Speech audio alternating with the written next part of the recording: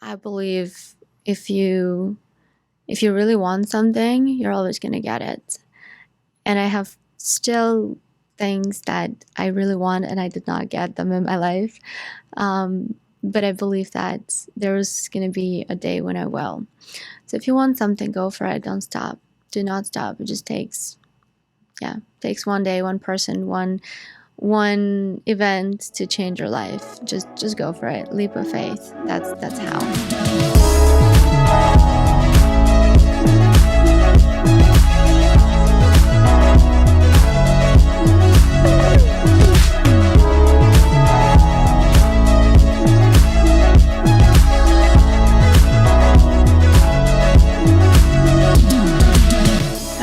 Hi guys, and welcome to Yoga with Alina, the coffee break podcast. And this is going to be the first episode that I'm going to do solo.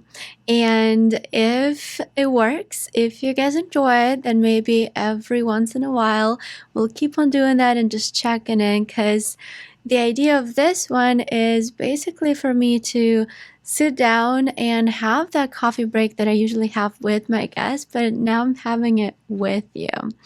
And I'm going to be answering some questions that I received through my Instagram. I posted one of the stories yesterday, and I'm not going to go into details when I'm recording this, but anyways, let's just leave it at that.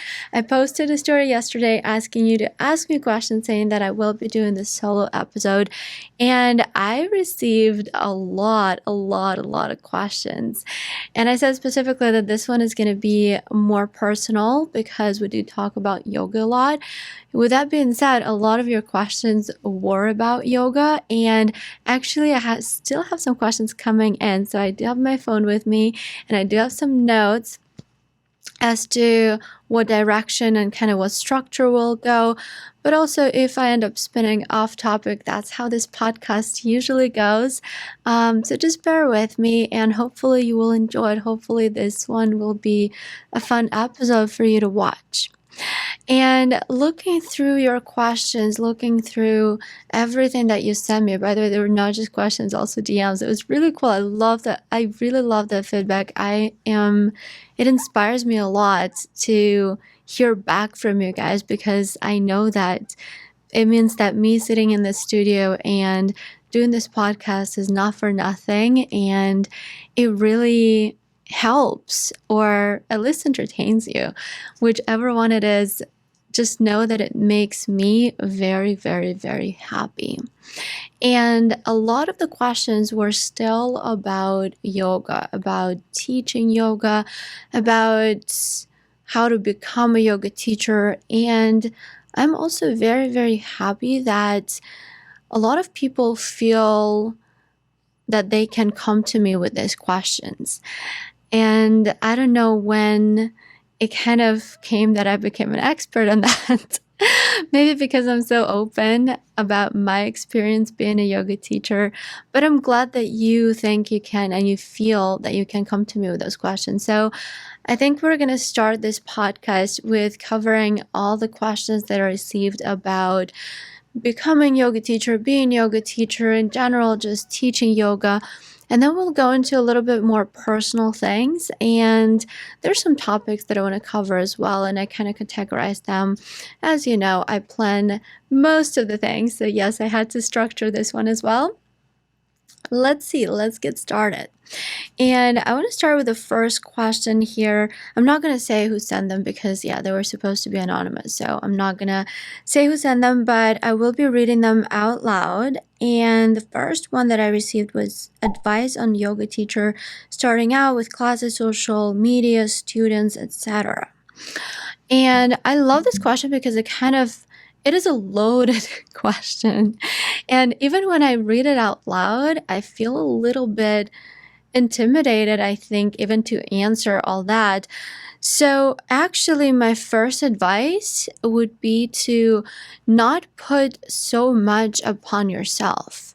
For example, you're looking at me right now, right? And I have a lot of stuff happening. I have the platform, the podcast, YouTube, Instagram, TikTok, and God knows what, Pinterest, there's also that. But all those things, they did not happen right away. those were not the things that I just randomly one day woke up and decided to do. Those were the things that they are all for me in my life. They're all very much connected to one another, and they were all happening gradually. So even if sometimes it feels like someone just, popped out of nowhere and they have everything and they're doing everything, usually that's not the case.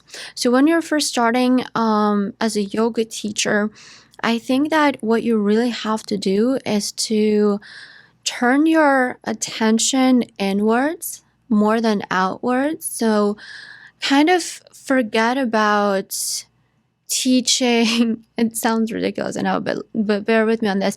I'm going somewhere with it. So forget about getting how many students you need to get, how many classes you need to get, and all that stuff, and actually turn inwards.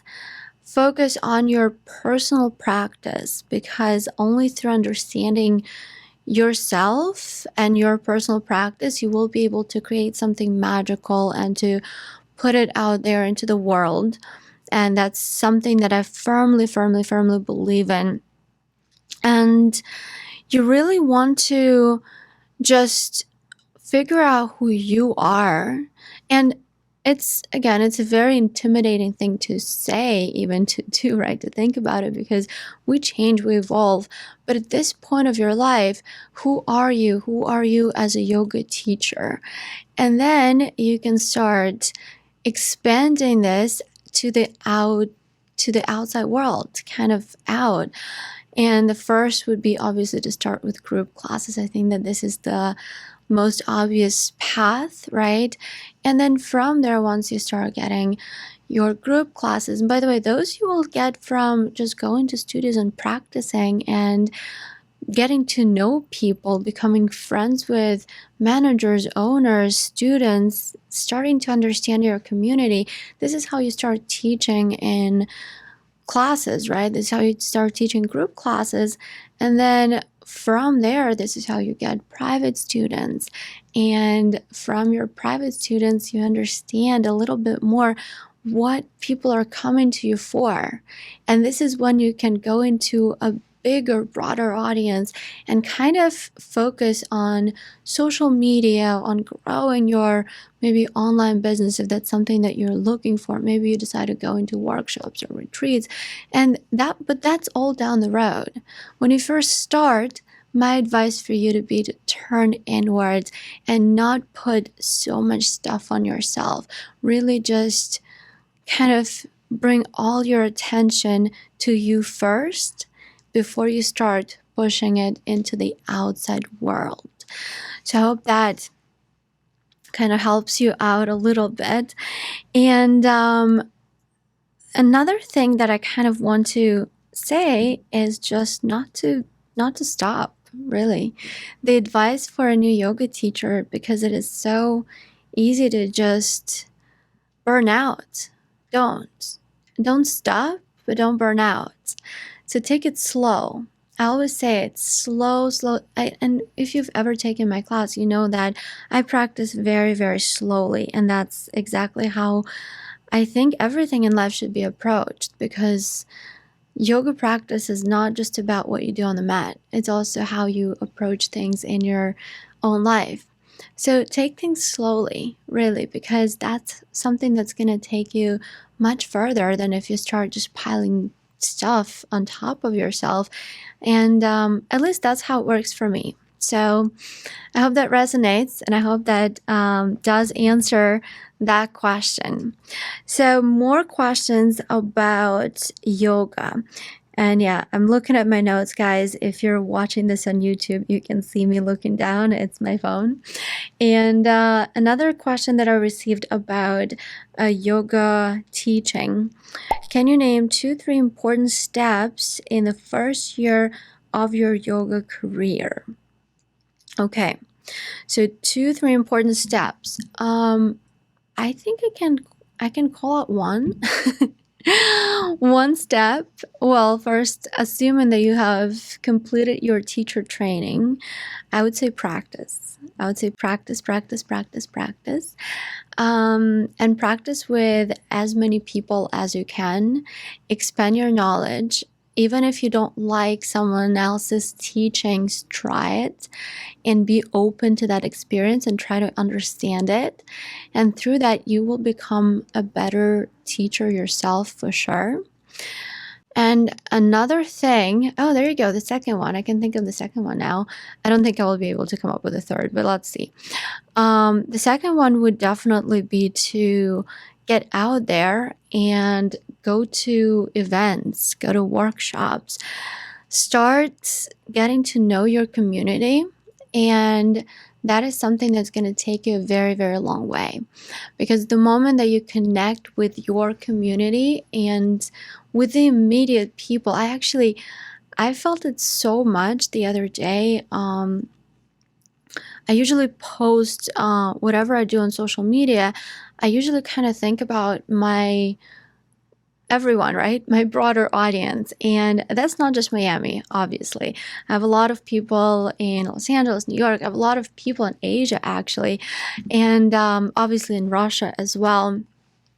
And that's very, very exciting. So the majority of things that I post are purely basically me being a yoga teacher for that bigger yoga community out there. But the other day I posted a video from an event that I taught at here in Miami, and I have received so much love for that post, and it was so amazing because those were people that I know personally, and they were there supporting because, sometimes Instagram can be really weird. They wouldn't show your post to everyone, but because this was about my community, that received so much love, and I felt that love, and I felt it brought me a lot of happiness. It just makes you feel really appreciated, really seen, and you need that. You need that community in your life if you want to succeed in any career, really, because when you're in the office, right, in the corporate world, you are in that community all the time, and this is how you connect with them. But yoga is not the same. So you need to get out there and make an effort to connect with your community. So definitely going to events, going to workshops, not just for the knowledge, but for the people, is probably one of the best things you can do in the first year. Not just in the first year, by the way, always, but in the first year, that's when you're starting to build that community for yourself. So that would be the second one. And yeah, as I predicted, I don't think I can come up with a third, but I'll tell you what not to do actually instead. I don't think you should be rushing to get a 300-hour teacher training after you have just completed the 200-hour teacher training. And I'm going to say from a personal experience, because I was the person who actually did rush my first 300-hour teacher training, because I had more than one. But my first one, I definitely rushed it. I had just gotten out of my 200-hour. I started teaching in studios. And then just about 6 months in, I was like, okay, I'm ready. I'm ready for more. I need to know more, especially because when you're a newer yoga teacher, there's this feeling, and I'm sure that a lot of you can resonate with me on that you just don't know enough. You just don't have enough experience, and you're looking for that experience from someone else. You're looking for someone or something to help you gain that experience. And a lot of times, or at least that was my experience, I turned to go into another teacher training because that seemed like an obvious thing to do. But the truth is, the knowledge that you receive, if you receive good knowledge, right? Hopefully that's a good teacher training, doesn't really always make you a better teacher. It doesn't make you a more successful teacher for sure. The question is how you apply that knowledge. And unless you've applied and you kind of really felt through and comprehended everything that you've gotten out of your very first teacher training, I don't believe there is really a reason to go into the advanced one. So really pace yourself. And I feel like that's going to be something that I'll probably talk a lot about today, just because that's one of my core beliefs, that you have to pace yourself. Good things do not, oh my God, it sounds horrible if I just say it right now out loud. I was about to say good things don't just happen. They do. But a lot of times there's a lot of work that we don't see that's happening behind the scene. So take your time and pace yourself. Baby steps are usually something that will take you much, much, much deeper and much further than maybe you even imagined before. So hopefully that just helped. At least those are the things I wish someone had told me. I guess those are 2-3 things that I wish someone had told me when I just started teaching yoga. So for sure, hopefully that resonated with you. All right, another question I have here: making the transition to support oneself fully with yoga and content creation, please. Oh, I love that, please. Thank you. Please and thank you. Okay, making the transition, supporting oneself. I'm gonna be honest with you on this. So I was very, very lucky. I had a cushion to fall onto. So I actually had about a year where I could afford not to make money the defining thing for me. And I could afford to just focus on studying yoga, on learning how to teach yoga, on becoming a yoga teacher, on getting into studios. So I had about a year of time for that. And after that year, I had already started making money from yoga. And I'm still going to be honest with you, that was not a lot. That was not something that would support a lifestyle that I truly, truly enjoy. So for sure, I'm going to tell you it's not easy to transition to that. And if you do have a cushion to fall onto, you are lucky just like I was. Congratulations. Then you're just taking a leap of faith and you're going for it. Just do it. If not, it's still going to be a leap of faith. And I think that very important thing to say is you have to manage your expectations. And you have to understand that, especially if you have a corporate job that pays well, if you're making that transition to yoga, you might experience a dip in your lifestyle. You might have to, regulate some of your habits. And the question is, why are you doing this, right? So if you know your why, and you're ready to make some sacrifices for that why, then I think go for it, because I'm myself and a lot of teachers around me and a lot of people who come to this podcast, they are the living proof of, this being a business, and this business, that you can be successful in this business, that you can make money in this business, you can live the life that you want and really, really enjoy it. With that being said, it doesn't happen overnight. And just if you have your why, if you're willing to take time, take those baby steps, then I definitely say believe in yourself and know that you will make it if you don't give up.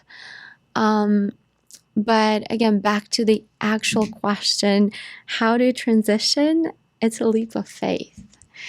Also, another thing, it's very important. I'm not just saying this, I'm going to repeat myself right now. It's important to know your why, because if your intention is to be, not just any other yoga teacher. There's so many yoga teachers, guys. There's so many yoga teachers. And some of them are really good. But not everyone Actually, not everyone who's incredible and good is successful. Not everyone who's successful is as good as a teacher. And definitely there is a tiny, teeny percentage of people who are both successful and good.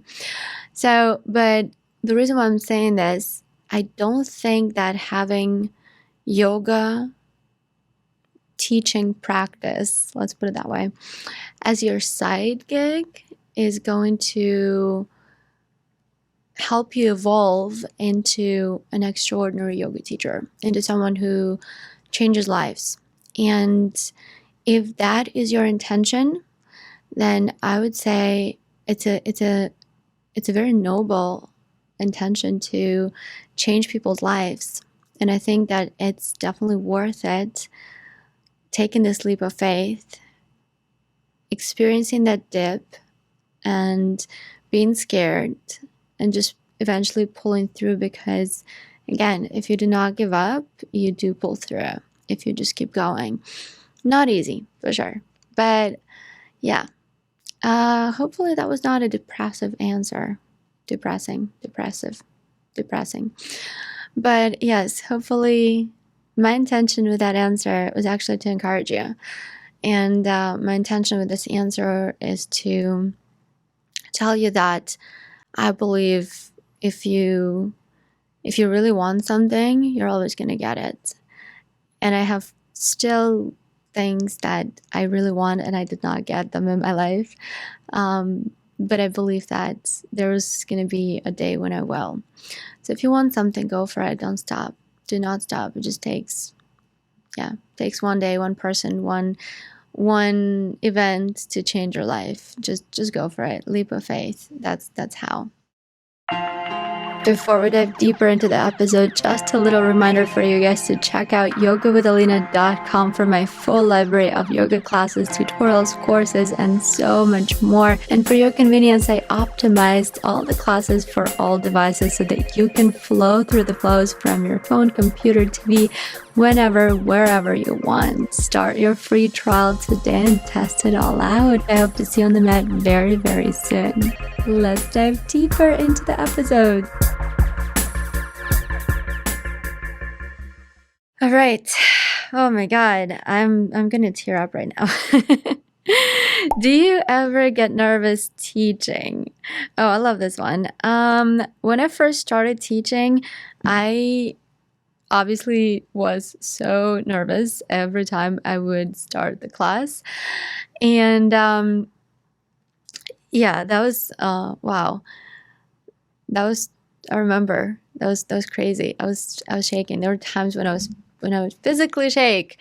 And then, but after you get a certain amount of classes weekly, you don't anymore. So I would say no, I don't really get nervous teaching right now. But again, with that being said, just a few days ago, I was teaching that event, and there was a lot of people there. And I was actually not supposed to teach there. I was only supposed to do a meditation. And the event was hosted by a friend of mine who was, because she was hosting the event, it was a lot on her shoulders. And she had just asked me to kind of step in and do the class. So it was complete impromptu. And it was fun. But I sat down in front of, I don't know how many people that was, 50. I don't know, maybe it was 50, maybe it was less, I don't know.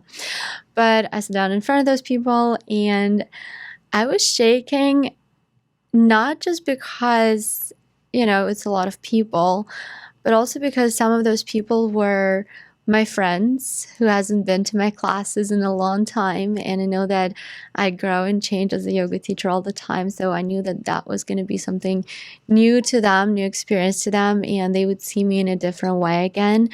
There were some people who I look up to and I respect a lot, and I knew that they were gonna, they were gonna see me in a new way as well.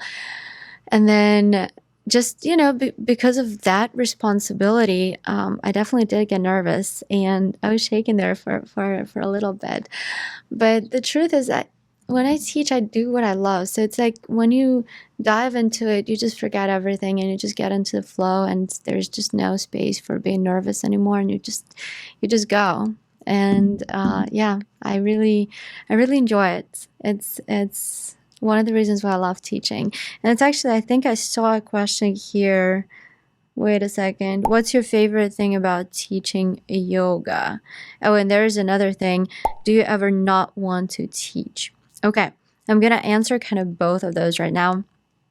So, is there any time when I don't want to teach? Yes, a lot of times. And if you've been to my classes, I'm pretty open when I teach a class. And a lot of times, especially in the moment of, getting out of my apartment and going into the car, driving, getting into the studio, setting up, and that whole process just makes you wonder, like, what the hell am I doing? I don't want to do it. I don't want to do it, especially if, if it's nice out and I want to go to the pool, or I'm just being a kid right now. Honestly, I know it sounds ridiculous, but if you're having a bad day, for example, if you don't want to see people, if you don't want to smile at people, if you don't want to talk to people, there's so many circumstances that I can think of right now. If you're hungry and you don't have time to eat, so many circumstances when I'm like, I don't want to do it, I don't want to do it, I don't want to do it.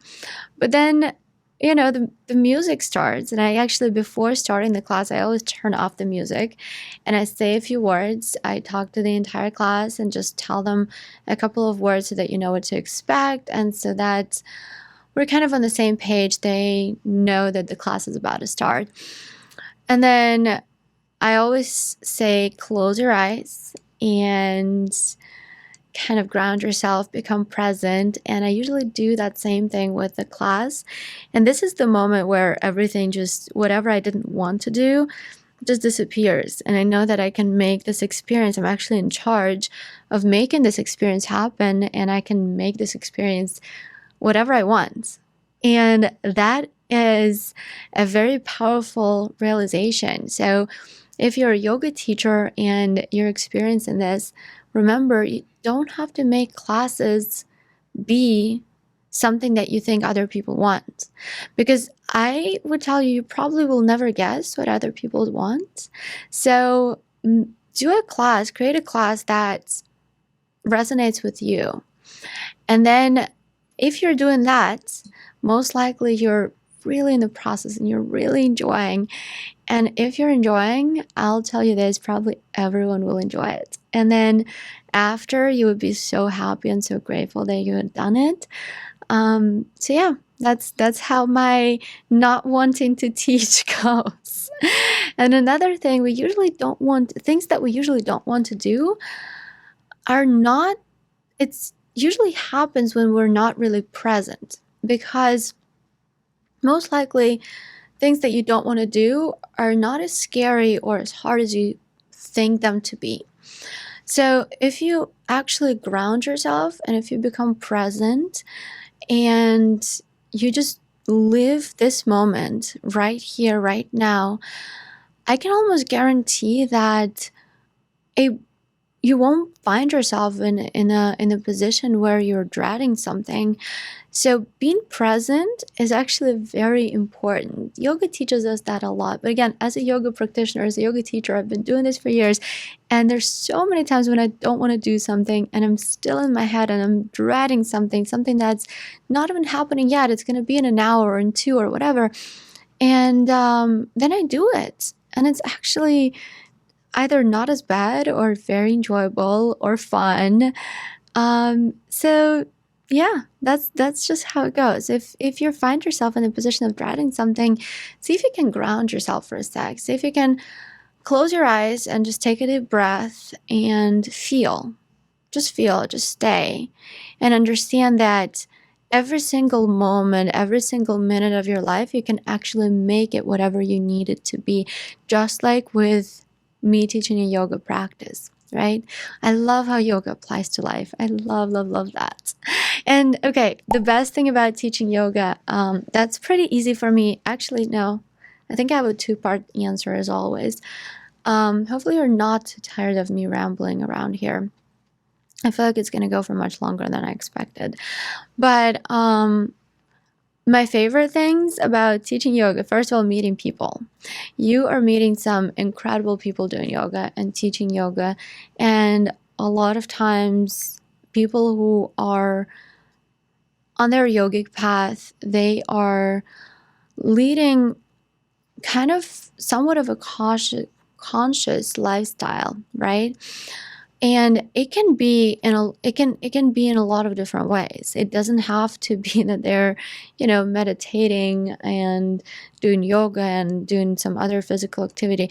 Everybody has a story how they got into yoga. And what I love about yoga is meeting people and learning their story and getting to know them, and kind of I like to take in their experience as well. And it helps you live not even a lot of lives, right? It just makes you see a lot. It just gives you a very, very open mind. It shows you that the world is so different for everyone, and it's so abundant, and it's so beautiful, and it can be so ugly. But the bottom line, it's life, and it's messy, and yeah, that's what people are teaching me, and meeting those people is one of the greatest gifts that yoga has given me, for sure. And then another thing is a bit more technical, because I'm not sure where this question was going. But another thing that I love about teaching yoga is actually explaining asanas, understanding them, finding angles, finding geometry. I think that asana yoga practice is a very, very geometrically beautiful practice. And that's partly why I like to dissect everything. So I have a very logical mind. And I like to dive deep into things. So what I love doing is I love explaining. And that's why I do tutorials. That's why in the middle of class, I can come up to a person, and while everyone is holding a pose and hating me, I'm going to explain to someone the angles and the position and how to correct and why they should do it. And yeah, so that's just me. I like diving deep into this whole physical aspect of yoga and understanding the practice. I love creating flows that make sense. I like creating flows that just kind of fluidly go with one pose into another. And that's usually how all my practices are. So that's a challenge in itself. And maybe in a lot of ways, that's kind of why I start being so in the process when I start teaching, that I forget that I didn't want to do it, or that I, having a bad day or something like this, because I find my fun in that. Every time I teach, I find my fun in teaching. And usually that fun in creating, I create those little challenges for myself. For example, do a whole practice without turning to the side, or do a whole practice turning to all four sides, or do the whole practice without a single warrior, or so things like that, really. And then I just go for those challenges, or build up a practice to a split. So then I just kind of create something on the spot for that, and it keeps me going. It makes me very excited because I don't know what's going to happen next. So yeah, I love that. I feel like I just said so many things that I love about teaching yoga. So yeah, pick and choose which one was your favorite, actually. Let me know. Let me know which one resonated with me. Or with you, sorry. Which one resonated with you? Okay, so I think I saw another question about yoga. And then we're going to go into a little bit more personal. This one. It's not really about yoga anymore, but it has a lot to do with what we're discussing. What are your streams of income, and which one brings you the most money. Okay. Again, going back to that event that I was just at, there was this guy, and he was one of the speakers, Jeremy. By the way, Jeremy, if you're watching this by any chance or listening, please, this is an official invitation to come and join me on the podcast. I think we can do something amazing. So yes, guys, if you're watching or listening to this, hopefully soon you will get to meet Jeremy here in the studio. But for now, I'm just going to talk behind his back. So he said an amazing thing that I loved, and I'm going to quote him. Don't think about it as streams of income.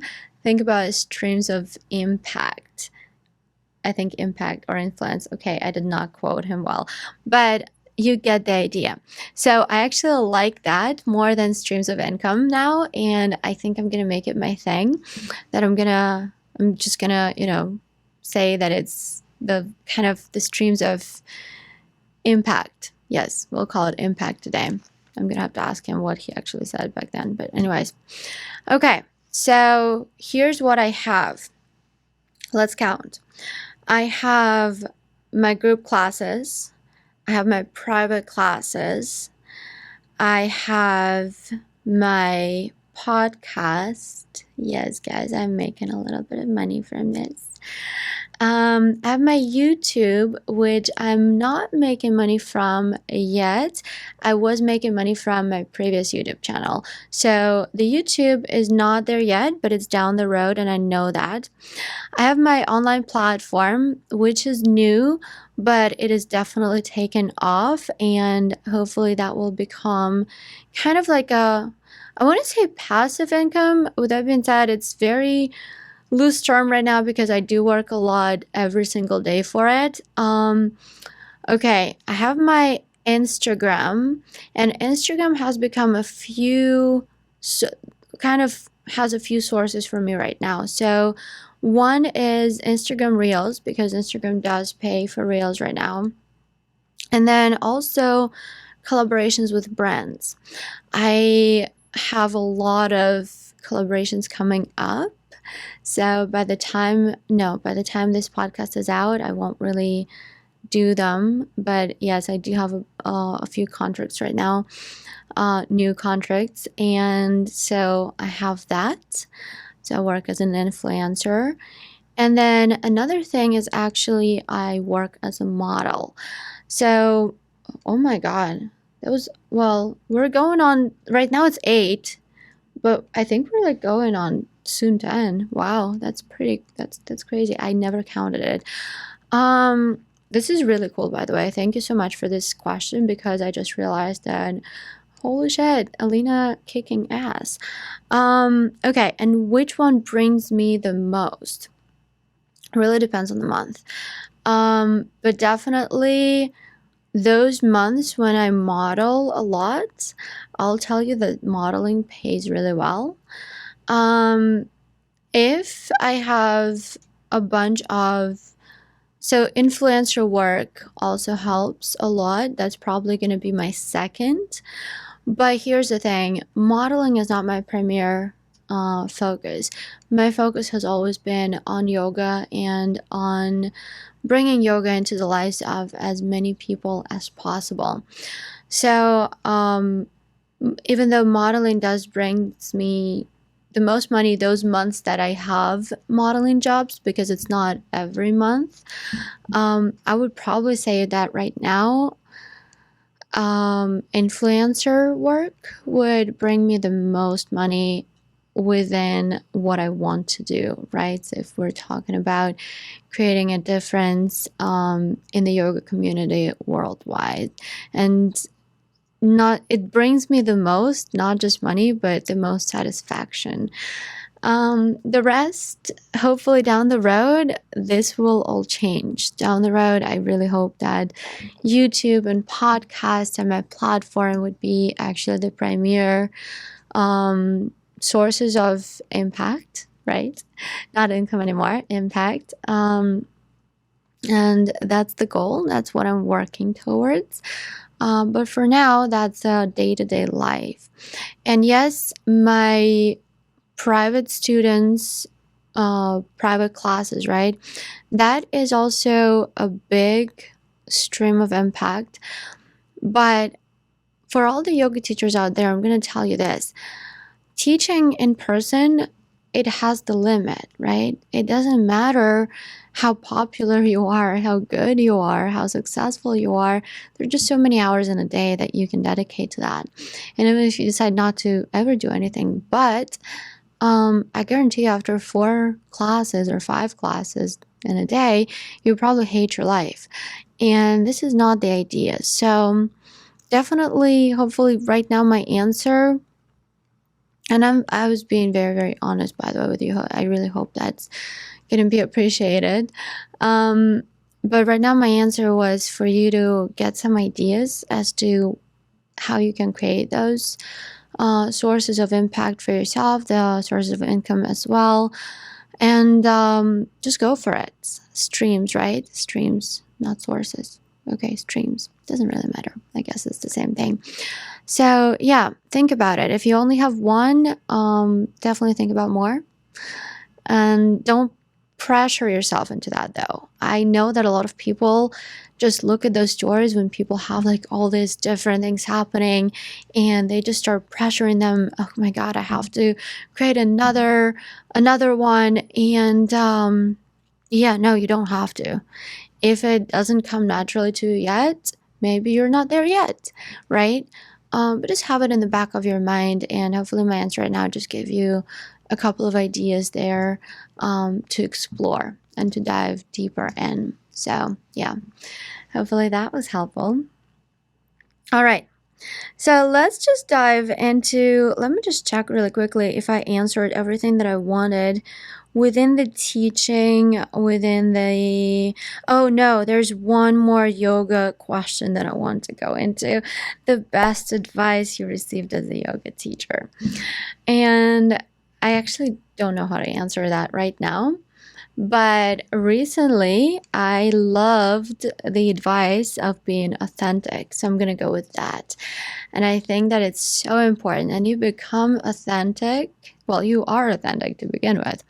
But you start projecting that when you know yourself. So back to what we started with, remember that I told you, turn inwards when you're first starting to teach yoga. And really do self-practice, explore yourself as a person, as a yoga teacher, and then own it.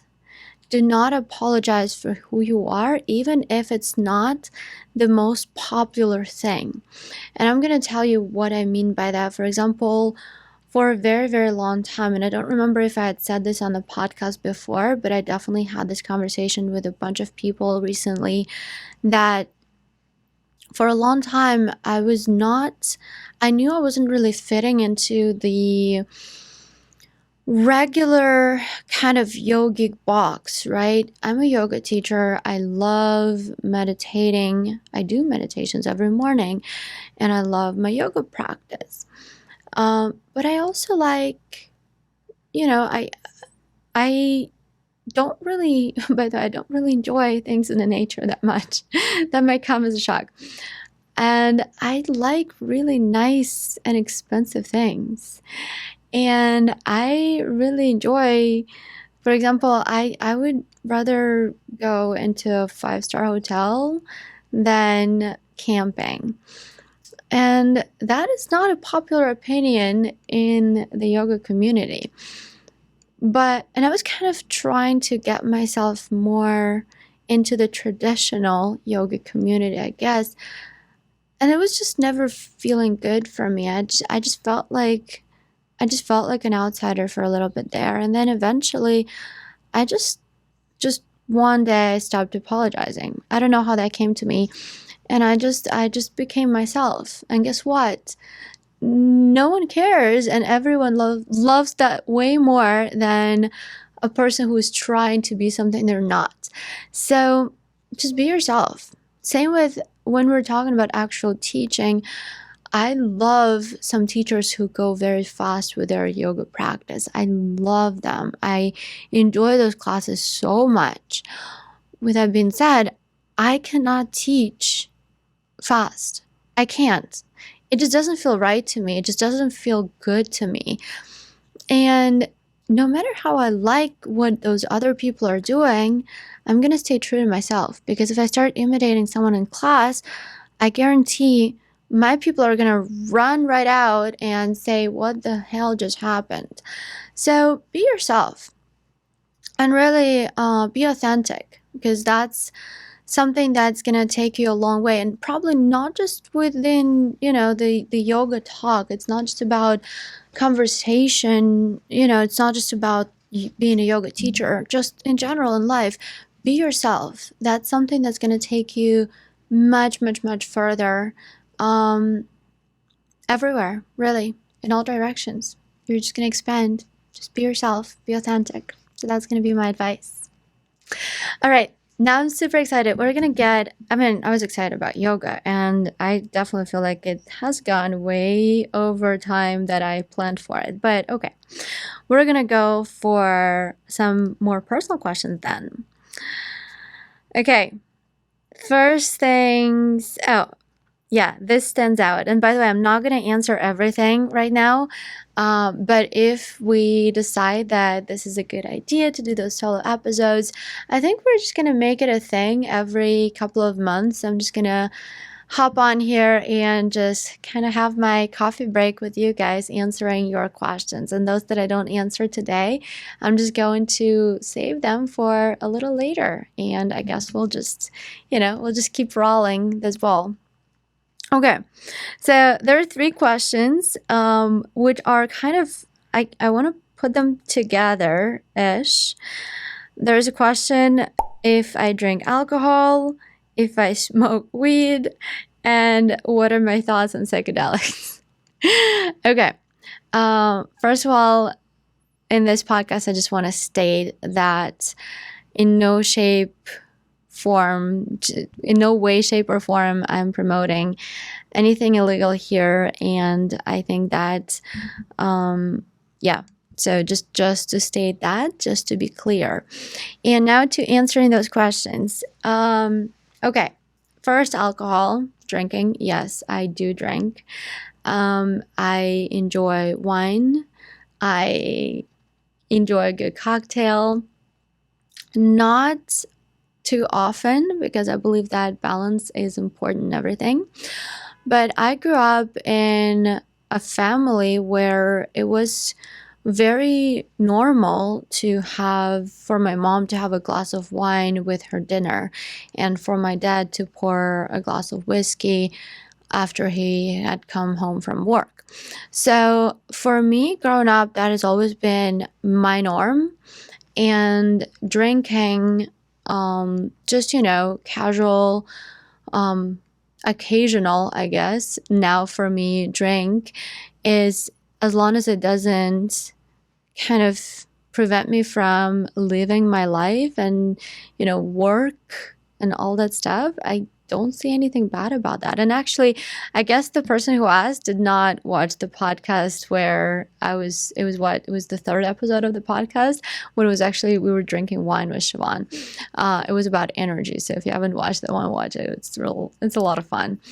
So yeah, drinking, yes. As to weed, no, I do not smoke weed. I do not eat anything with weed. And that's a personal choice. I'm okay with people doing that around. I have had a very, very, very bad experience with that back when I was in college. Don't want to dive into details, but basically I ate brownies without knowing that they were with weed. Not a good thing to do, and very traumatizing experience, I'll be honest with you. So it's been, 10 years now? More? I think it was more than that. And no, I don't do anything. But there is another thing. I'm actually, I'm very much type A personality, and I like the feeling of being in control. And probably a lot of people are saying, especially in the yoga community, especially my friends right now, they're saying, hey, that is exactly why you need to do that sometimes, just to relax and to chill and to let go. And yes, no, I don't want to. I want to have my control. I want to have my control. So, yeah, weed is a no for me in a lot of ways due to experience, due to my personality. So that's my answer to that. And psychedelics, it goes actually with what I was just saying about weed. I have tried them, obviously, which probably a lot of people in the modern world have. But the feeling of losing control is definitely not something that I want to experience often. With that being said, I have been reading a lot into and about psychedelics, and I've been looking a lot into that. And I think that I truly believe, I'm not an expert on this, but I truly, truly believe that there's there there can be a lot of benefits if done with mindfulness, right? If done with some kind of intention behind it. I do not want to think about psychedelics as party drugs because I don't think that that's it. And if they're taken with an intention of having a party, then sign me out. I'm not into that. But if there's an intention behind it, I think that it can be a very powerful thing. I'll try to get someone on this podcast to maybe talk a little bit more about it just because I want to know more about it. I think it's a very interesting topic, a very interesting conversation. If that is something that you think you would be interested in, definitely let me know because, why not? I'm very much open to discussing all those topics, and that's definitely not an exception. So yeah, that's my answer. Those are my thoughts. And once again, I wish I knew more. I wish I knew more. So hopefully down the road, we'll be able to learn more together. Let's see how that goes. All right, let's go further. Have you ever battled anxiety or depression? If so, how did you get out? Okay, and I think I saw another question that for me will go with it. Yes. Okay, there's a question. What is your diet and are you vegan? And I'm going to combine this two. Don't be surprised. I have battled anxiety, depression, and a lot of that came from food because about 10 years ago, I have developed eating disorders. And that was from a lot of stress, from a lot of anxiety that was building over the fact that I had moved to a new country by myself. I was very young.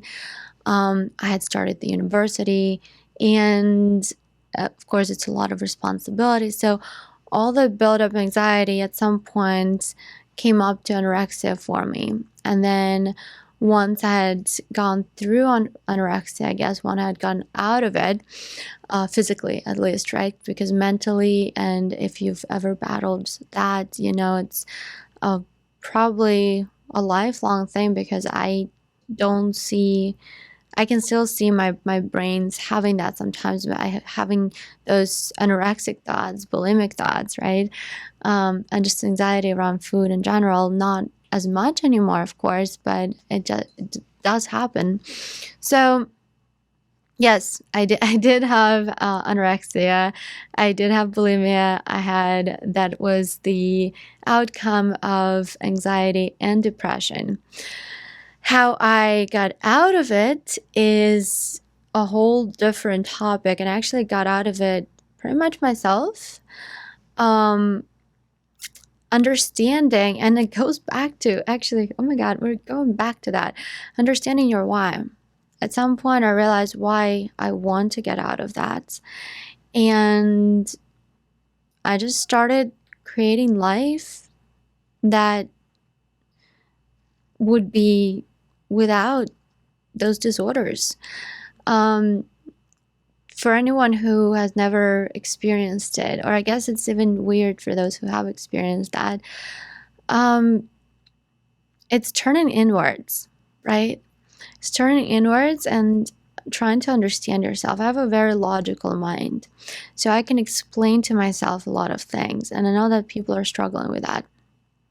But the first step for me to getting out of all that was to turn inwards. And those were the first forms. It was actually before yoga came into my life, and it was probably my first forms of meditation. And then I found yoga, and yoga helped. What yoga did, it gave me a lot of tools to become present and to center myself and to find that middle ground, if that makes any sense. And so yoga came into my life, and that just helped me get a little bit more clarity, become a little bit better. And then yoga healed me to the point where I was ready to ask for actual help. And then it was therapy.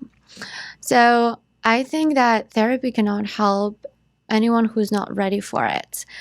Therapy can only help when you're ready to ask for help. The first steps for anyone battling that would probably have to be turning inwards. And if you're struggling with that, definitely reach out.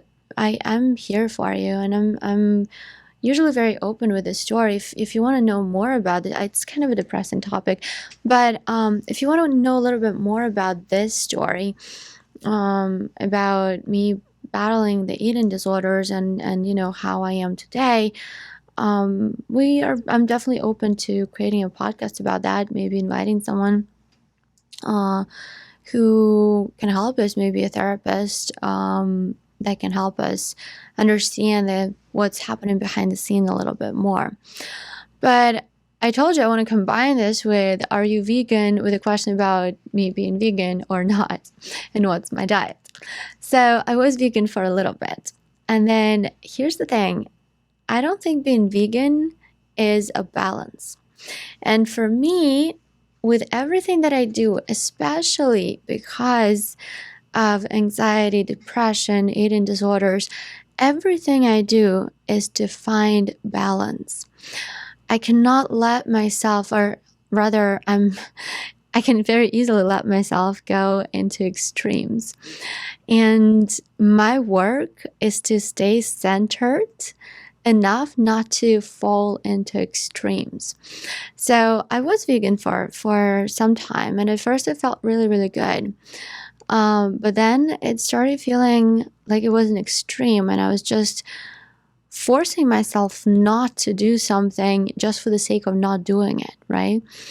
And that's when I realized that that is not my personal balance. That is not my personal health, not mental and not physical.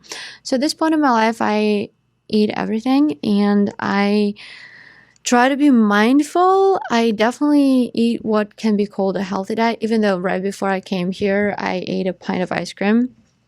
And that's actually why I don't have coffee with me right now, because I felt like if I put anything in my body right now, I would just not be able to talk anymore. So here's that much for the balance. By the way, that was a vegan ice cream, but not because I ate it not because it's vegan, but because I really like it. And yeah, so basically, for me, it's about balance, and balanced diet is the one that no one else can tell you. It's the one where you feel that you want to eat something, you allow yourself to eat it, and you let the body tell you, you trust the body to guide you into what your diet is. And I think that this is, at least I want to believe that this is the only way to stay balanced in terms of diet, at least for me. Now, am I too good at that? No. I'm just embarking on that intuitive eating journey. And it's been about 2 years now that I'm working on that. I'm working on listening to my body, and it's a journey, right? There are days when I'm better with this, there are days when I'm worse with that. But just like anything, you know, balance is something that you lose all the time. It's not a stagnant thing. It's not something that just doesn't move, right? It's like a scale. It's always moving. So sometimes you need to get out of balance to get back into balance. And this is what my philosophy on food, diet, even going back to anxiety, depression, sometimes you need it to understand that to understand what not a depression is, and to understand how valuable those times are, and to remember, to really remember your blessings there. So yeah, I think, wow, that just really got very deep into me, actually. Okay, that was a heavy, heavy thing. And I kind of feel like we have to wrap it up, because otherwise I just know you guys will not be able to listen to this any longer. It's a very long episode already.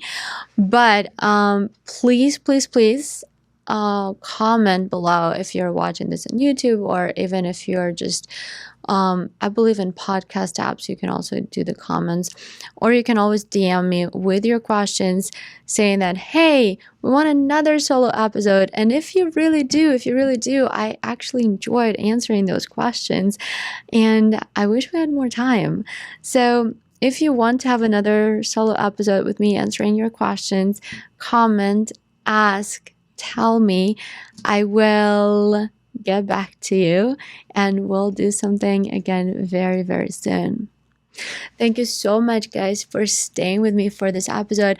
I really hope that you enjoyed it. I enjoyed talking to you. I enjoyed connecting with you, and I always enjoy it. So please stay in touch and stay safe. Namaste. Well, we're all yogis, right? Namaste, yogis then. Thank you so much for staying with me today.